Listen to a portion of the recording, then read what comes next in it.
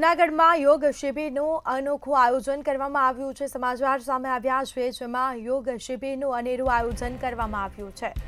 સાથે મેદસ્વીતા મુક્ત ગુજરાત અભિયાન અંતર્ગત યોગ શિબિરનું આયોજન કરાયું હતું। ગુજરાત રાજ્ય યોગ બોર્ડના ચેરમેનની વિશેષ ઉપસ્થિતિ જોવા મળ્યા, તેઓ પણ ખાસ ઉપસ્થિત હતા, જેમાં ધારાસભ્ય સંજય કોરડિયાએ પણ શિબિરમાં યોગ કર્યા હતા। સાથે મોટી સંખ્યામાં નગરજનો પણ યોગ શિબિરમાં જોડાયા। ભાવિ પેઢીમાં યોગ અંગે જાગૃતતા લાવવા માટે શિબિરનું ખાસ આયોજન કરાયું। આપણા ઋષિમુનિ યોગી હતા। યોગ ધ્યાન અને આયુર્વેદના સહારે 200 વર્ષ સ્વસ્થ જીવન જીવતા હતા। પ્રકારે બેઠાડું જીવન, કસરતનો અભાવ અને માનસિક તણાવના લીધે રોગો વધ્યા છે। એનો સમાધાન છે યોગ। આપણા દેશના યશસ્વી પ્રધાનમંત્રી આદરણીય નરેન્દ્રભાઈ મોદીના લીધે 21 જૂન આંતરરાષ્ટ્રીય યોગ દિવસ આખી દુનિયામાં ઉજવાય છે। એ આપણા સૌ ભારતીયો માટે ગર્વ અને ગૌરવની વાત છે। ગુજરાત રાજ્ય સરકારે પણ ગુજરાતને યોગને બનાવવા માટે ગુજરાત રાજ્ય યોગ બોર્ડનું ગઠન કર્યું છે અને 21 જૂન આંતરરાષ્ટ્રીય યોગ દિવસ હવે નજદીક છે।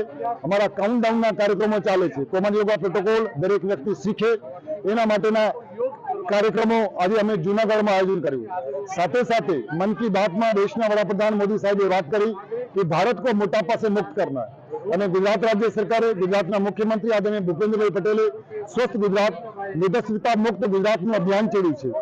ગુજરાત રાજ્ય યોગ બોર્ડ દ્વારા મેદસ્વીતા મુક્ત ભારતના અભિયાન રૂપે આજે જૂનાગઢ ખાતે જે યોગ શિબિર રાખવામાં આવી હતી અને ગુજરાત રાજ્ય યોગ બોર્ડના ચેરમેન શિષપાલજીના નેતૃત્વ નીચે આજે જે યોગ શિબિર યોજાઈ અને ગુજરાત રાજ્યના આદરણીય મુખ્યમંત્રી શ્રી પણ ગુજરાતને પણ મેદસ્વીતા મુક્ત કરવાના અભિયાનની જે શરૂઆત કરી છે।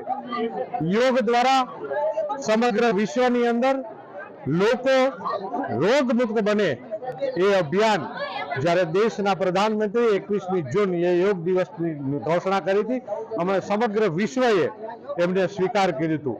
આ યોગ આજે ઘર ઘર સુધી પહોંચે છે અને રોગ મુક્ત બનવા અને તણાવ મુક્ત બનવાનું કામ આ યોગ દ્વારા સમાજનું થઈ રહ્યું છે। ત્યારે આ જૂનાગઢનું અભૂતપૂર્વ વાતાવરણ, સમગ્ર યોગની ટીમ જે રીતે કામ કરતી હતી અને પ્રેસ મીડિયા અને ઇલેક્ટ્રોનિક મીડિયાના લોકોએ એમને ખૂબ સહકાર આપી અને લોકો સુધી આ વાચા પહોંચાડી હતી। આજે આપ જોઈ રહ્યા છો 5000થી પણ વધારે લોકો આ યોગની અંદર જોડાણા હતા।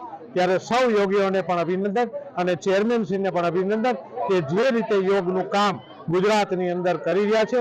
ખૂબ ખૂબ ધન્યવાદ આપું છું સમગ્ર ટીમને અને વંદન કરું છું શિષપાલજીને કે આ યોગની જે લોકોની અંદર એક નવી વૃત્તિ ઊભી કરી છે।